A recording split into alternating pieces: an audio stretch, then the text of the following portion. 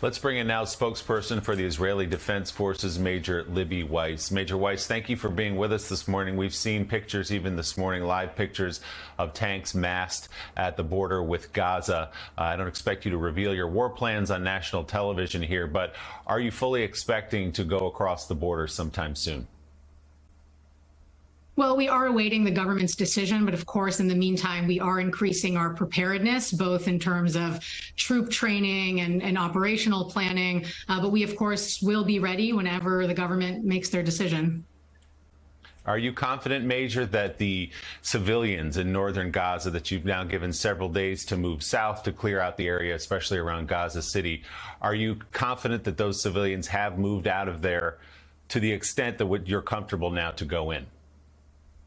Well, first of all, we encourage those who have not left to do so. We know that Hamas is making it quite difficult for them to do that. And of course, this message to them has been out for several days because it is our hope that as many as possible are able to move to areas that will be safer, that we have designated. But of course, we understand that Hamas is making it very, very difficult for them to do that, horrifically so, in fact.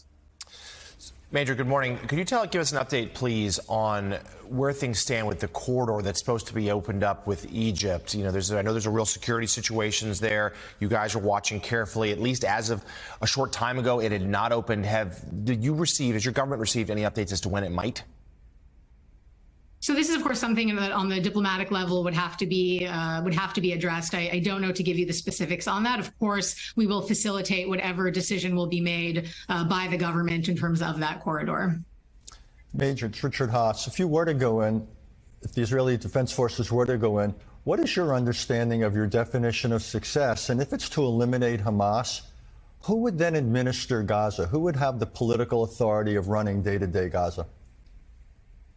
Well, I'm speaking, of course, from the military perspective. So I'm limited in the scope of a sort of larger long-term plan that I could provide you, simply because I don't know that that's a military issue. But from the military perspective, the goal here is to make sure that Hamas no longer has any capacity to do what we saw that they did on October 7th and what they continue to do since that massacre just about 2 weeks ago. So, of course, that means making sure that they no longer have the military capacity that we saw, and that they don't have the administrative capacity to do that either. And that's certainly what we will do and what the military focus is at this stage. So one element of your security situation is obviously to degrade Hamas.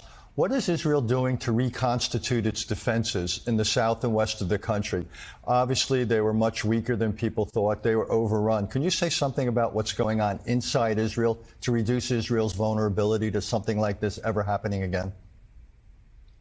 Well, there's no doubt that there'll be some long-term lessons that will be learned. And of course, I think those will be addressed at a later stage. Right now, there's been a very active call-up of more than 300,000 reservists who are, of course, very much monitoring the situation along not only the southern border, but elsewhere. We are monitoring the situation closely as well in our northern border. And this is what the focus is really at this stage. Major, there are fears that when this ground invasion happens, if it indeed does, the attacks from the north will begin from Hezbollah, another, of course, Iran-backed group. Are you prepared for that circumstance and to defend Israel to the north as well?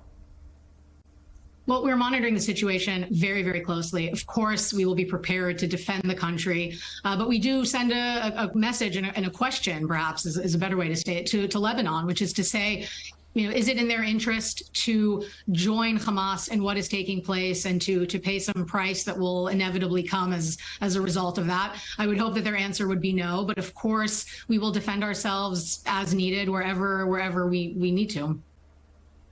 Finally, Major, the explosion at the hospital inside Gaza a couple of days ago, Hamas blamed Israel. Our own reporting and that of the United States government shows that it was not, in fact, an Israeli rocket, that it was likely an explosion from a Hamas rocket. Can you say definitively that that explosion at the hospital did not come from the Israeli Defense Forces?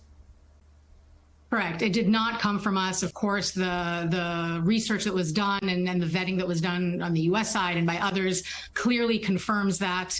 And I think the rush to assume that it was us and to somehow take Hamas's word is of course very concerning and unfortunate. And I don't know how we can trust the words of people who kidnapped babies and the elderly. And of course, Hamas will lie and has no issue to continue lying about this. But as was stated again as well by the U.S., it was not Israeli fire in any capacity that led to that.